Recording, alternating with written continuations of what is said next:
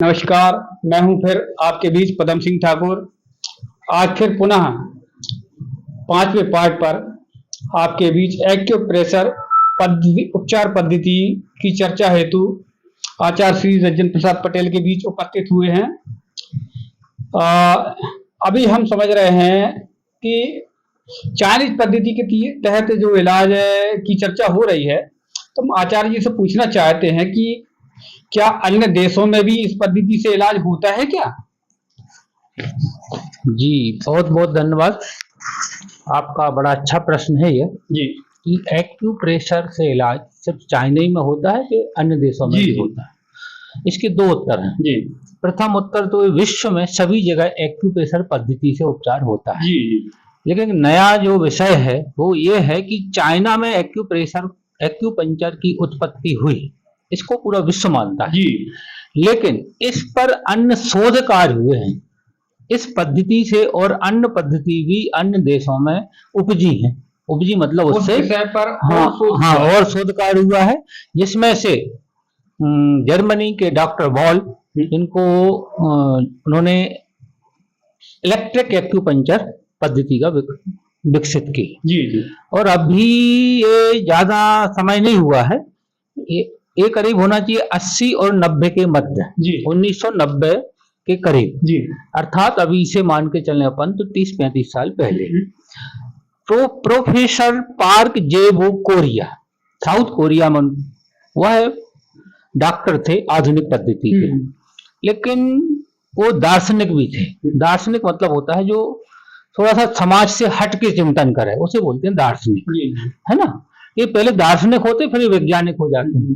जैसे एक कहावत आई है कि एक व्यक्ति चाय की केतली देखी आपने? जी हाँ, चाय की केतली, चाय उस पर रखी थी आग पर, तो वो ढक्कन, उसमें जो भाप बने ना, ढक्कन उसका उछल रहा था। उसके दिमाग में क्या आया? केतली तो दुनिया ने देखी होगी। उसने देखा कि भाप में तो ताकत है, इससे जब ढक्कन उछल सकता है तो कुछ अपन वाहन चला सकते हैं। बिल्कुल। और उसी से ही फिर अपने जो भाप का पहला इंजन जो बना ट्रेन का, हाँ, उसी से बना था। तो ये होते हैं दार्शनिक। वो दार्शनिक बाद में बनते हैं क्या? हाँ, वो वैज्ञानिक बनते हैं। तो मैंने ये जिक्र इसलिए किया कि प्रोफेसर पार्क जे वो कोरिया, उन्होंने एक्यूप्रेशर का अध्ययन किया जी, लेकिन वो अपनी हथेली को देखते रहे। हथेली तो सबके पास है, अब आप भी दिखाओ अपनी हथेली, आपने भी देखी होगी। अब आज देखना कि उनने क्या देखा हथेली में। उन्होंने ये देखा कि ये जो हथेली होती है ना, ये बिल्कुल मानव के समान है जी। किसके समान? मानव के शरीर के समान, है ना। और उन्होंने पहला सिद्धांत दिया कि आपकी हथेली कैसे? आपके शरीर जैसी। जी बिल्कुल। अब आपको भी थोड़ा अजीब लग रहा होगा कि आपकी हथेली कैसी और आपके शरीर जैसी। जी। तो उन्होंने ये देखा जी, तो अपन समझते हैं। तो उन्होंने ये देखा कि सबसे पहले अपन शरीर को समझते हैं। ये शरीर है, आप सीधे बैठ जाओ, बिल्कुल ऐसे। इसमें क्या है? ये सिर है जी, इसके दोनों तरफ क्या है? कंधे। नीचे ये चौड़ा चौड़ा पार्ट है जी, सीना और पेट है। नीचे फिर दो क्या चलेगा? पैर जी। उन्होंने ये देखा ये जो ऊपर ये भाग है ना, ये सिर वाला, उनको समझ में आया कि तो सिर के समान है जी, बिल्कुल, है ना। ये अब कैसे? ये हो गया इतना पार्ट। उन्होंने देखा कि ये तो ऊपर वाला पार्ट है, नीचे ये दबा हुआ है ना, ये गला है। उन्होंने देखा कि ये गला है, बिल्कुल, समझ रहे। अब आए तो ये क्या है? सीना, है ना, चेस्ट बोलते हैं। ये चौड़ा चौड़ा सा भाग उनको ये लगा जी, इतना हिस्सा आ गया। हाँ, ये चौड़ा हो गया। अब इसके इस तरफ एक हाथ है, इसके एक इस तरफ हाथ है। तो उन्होंने फिर ऐसा किया, तो इसको हाथ माना ये बाएं तरफ का और ये दाएं तरफ का, समझ रहे ना जी। ये सिर हो गया, ये सीना हो गया जी। अच्छा, सीने के नीचे क्या है? पेट जी, पेट है ना। तो ये हो गया पूरा पेट वाला भाग जी, समझ रहे हैं जी।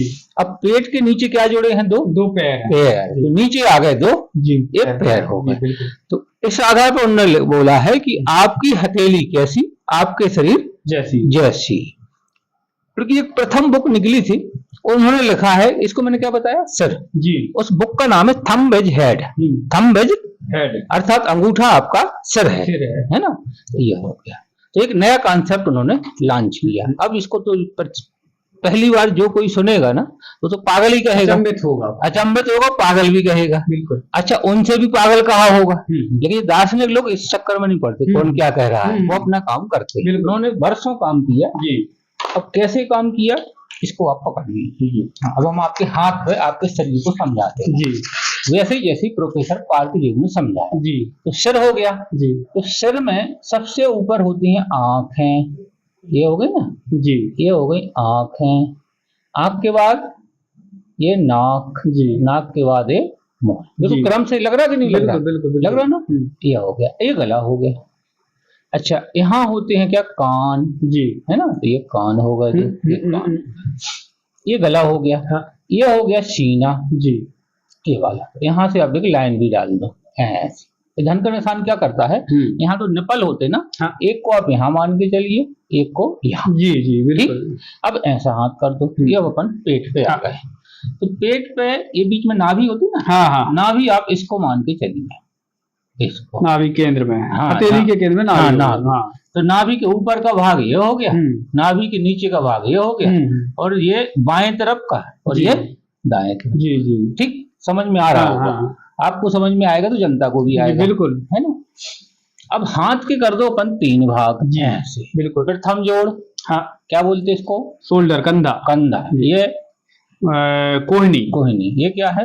ये कलाई है। ठीक, 3 जोड़ है ना जी। हाँ, तो अपन ने इसको हाथ माना था, तो प्रथम जोड़ कंधे का, बिल्कुल, द्वितीय कोहनी का जी, और तृतीय कलाई का। ठीक जी। कंधे और कोहनी के बीच में हाथ है ना, हाँ, तो ये हो गया कंधे और कोहनी के मध्य का भाग जी, और ये है कोहनी से लेके कलाई का जी, ये वाला, बिल्कुल। और ये पूरी हथेली जी, तो यहाँ पूरी हथेली आती है जी जी जी, ऐसा। ये सामने का सामने और पीछे का पीछे जी जी जी, ठीक जी। तो जैसा ये हो गया बायां, ये हो गया दायां, ये हाथ का और इस हाथ का इसमें जी। ये 2 पैर हो गए। तो पैर में पहले क्या होता है? कूल्हा, पहले कूल्हा होता है, का जोड़, घुटना जी, और पैर का पंजा। ये हो गया कूल्हा जी, ये हो गया घुटने का जोड़, ये हो गया पंजे का जोड़। तो ये हो गया आपके बाएं तरफ का पैर, हाँ, ये हो गया दाएं तरफ का पैर। अब जरा आप अपनी पीठ दिखाओ, उल्टे हो जाएगी, ये पीठ हो गई जी, है ना। अब हाथ भी दिखाओ, एक उल्टा कर दो, ऐसे उल्टे ही चलेगा। तो ये जो ये गर्दन है जी, है ना, गले के पीछे क्या होती है? गर्दन जी। तो एक गला था जो, उस गले के पीछे ये गर्दन वाला भाग है ना। अब गर्दन के बाद क्या आ गई? यहाँ तक पीठ जी, पीठ, हाँ, रीढ़ की हड्डी का ऊपरी भाग जी। तो पीठ का भाग रहेगा ये वाला, ये, और इसके बाद नीचे आती है कमर, तो कमर आ जाएगी यहाँ पर। अब सीधे हो जाएगी, सीधे हो जाएगी। अब हाथ को फिर दिखाइए, पीछे का अपन दिखा रहे थे ऐसे, ऐसे, है ना, ऐसे। पुनः इसको समझा देते हैं। गले के पीछे पीठ जी, नहीं, ये गर्दन, हाँ, है ना। जब यहाँ दर्द होता है ना, हाँ, हाँ, तो यहाँ दबाते हैं यहाँ के पॉइंट पर। हाँ, ये तो स्विच बोर्ड है, हाँ, पूरे शरीर का स्विच बोर्ड छोटा सा मिल जी जी। जैसे पहले मोबाइल शरीर के बटन जिस प्रकार बोर्ड, मकान के जिस प्रकार बोर्ड अपने मेन बोर्ड पे होते हैं, शरीर के बोर्ड अपने हाथ पे होते हैं, जैसे स्विच बोर्ड बोलते हैं, switch board of the body. ये पीठ और इस हाथ को ऐसा जी, है ना, और ये अपनी हो गई कमर। ठीक, जब कमर हो गई तो ये कमर हो गई, तो कमर के पीछे का भाग ये हो जी, और ये पीछे के कूल्हे हो गए, घुटने हो गए। समझ में आ रहा है? एक चीज और आपको दिखा रहे हैं, आप हमारे जैसे ऐसा हाथ करके दिखाओ, जरा कर सकते हो ऐसा, अंगूठा आगे, ये हाथ से करो,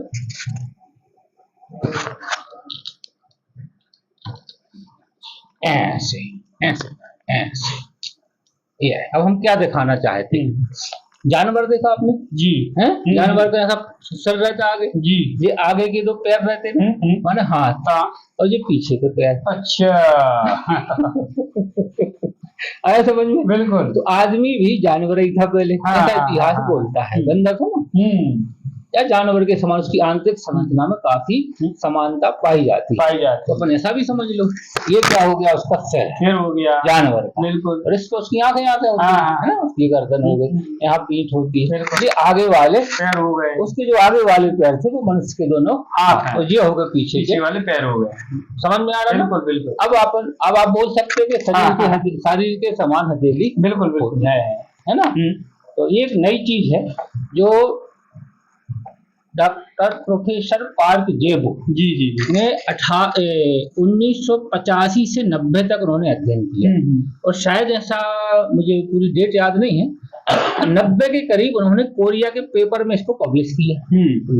कुछ लोगों ने मजाक की, कुछ लोगों ने उसको समझा, और धीरे धीरे करके भारत में यह पद्धति 95 में शायद पहली बार वो आके हम का प्रशिक्षण दिया है। इस पद्धति में और चाइना की पद्धति में एक अंतर है।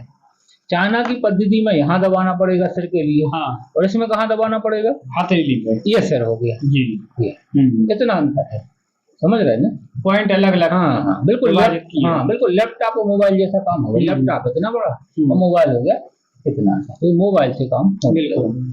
तो इस प्रकार से इसको नाम दिया गया है सुजोक, सुजोक SUJOK। सुजोक अंग्रेजी शब्द नहीं, हिंदी भी नहीं है, संस्कृत भी नहीं, एक कोरियन शब्द जी। सु आने होता है हथेली जी, जोक आने होता है पैर का पंजा जी। पंजा पे कैमरा लाई हो, देखो जैसे पॉइंट हाथ में जी, वैसे ही पैर के पंजे में भी पूरा शरीर, बिल्कुल, क्योंकि उसमें भी अंगूठा है, उसमें भी 4 अंगूठे। इसका नाम है सुजोक। सु आने हथेली और जो क्या है ना पंजा, जोक मतलब जोक ना पैर का पंजा, पैर का पंजा। तो वह है एक्यूप्रेशर पद्धति जिसमें हथेली और पैर के पंजे पे उपस्थित बिंदुओं पर प्रेशर देके उपचार किया जाता है, वह सुजोक पद्धति। तो सुजोक एक्यूप्रेशर पद्धति कहलाती है। तो आज आपने जैसे जिज्ञासा रखी तो मुझे याद आया कि क्यों ना हम एक सरल सहज सुजोक पद्धति से आपके माध्यम से समाज को परिचित करवाया जाए, क्योंकि आपकी बड़ी लोगों तक ये संदेश जाए। आपकी बड़ी अजीब अजीब जिज्ञासा रहती हैं, तो अच्छा लगता है। मैं भी प्रयास करता हूँ कि उनका बड़े सहज सरल तरीके से जवाब देने का प्रयास करूँ। और चलते चलते मैं इतना बता दूं कि इन पॉइंट को फिर दबाया जाता है। अच्छा, हाँ, जिस सर दर्द है तो यहाँ दबाओ, जिस पॉइंट को मतलब दबाएंगे वो उसका इलाज आपको, जैसे गले में दर्द है तो यहाँ दबाओगे, है ना, सीने में दर्द है तो यहाँ दबाओगे। अब सिर्फ दबाना बन नहीं है इसमें हमारे जो कलर रखे ना, ये अपन आगे बात करेंगे, कल भी थोड़ी चर्चा होती है रंगों पर, हाँ, कि नीले रंग का कौन सी एनर्जी होती है। जैसे कल अपन ने ग्रीन की बात की जी, ये विंड एलिमेंट, विंड एनर्जी है, इसकी हीट एनर्जी है ना, इसकी हर पॉइंट के लिए अपना एक कलर का महत्व अलग होता है। नहीं पॉइंट के लिए नहीं है, तो एक पॉइंट पे कलर बदल जाए तो इलाज बदल जाए। अच्छा, ऐसा है। पॉइंट तो एक रहेगा, उस पर नीला रंग लगाए तो कुछ होगा, लाल होगा तो कुछ, नीला हरे का कुछ, सफेद का कुछ, काले का कुछ। इलाज के तहत कलर ये ऊर्जा हो गई, समझ रहे ना। जैसे आपको सिर दर्द हो रहा है, गर्मी से हो रहा है तो यहाँ नीला रंग लगाएंगे जी, नीला रंग ठंडा होता है। अब किसी को सर्दी से हो रहा है तो फिर लाल लगेगा, रेड लगाएंगे, हाँ, ऐसा बदल जाएगा। पॉइंट वही रहेगा, क्योंकि देखो सर एक है, बीमारी उसमें सैकड़ों होती है, इलाज भी सैकड़ों प्रकार के होंगे। तो ये इस प्रकार से आज अपन ने सुजोक का परिचय दिया है, और इस पर भी धीरे धीरे आगे बात करेंगे।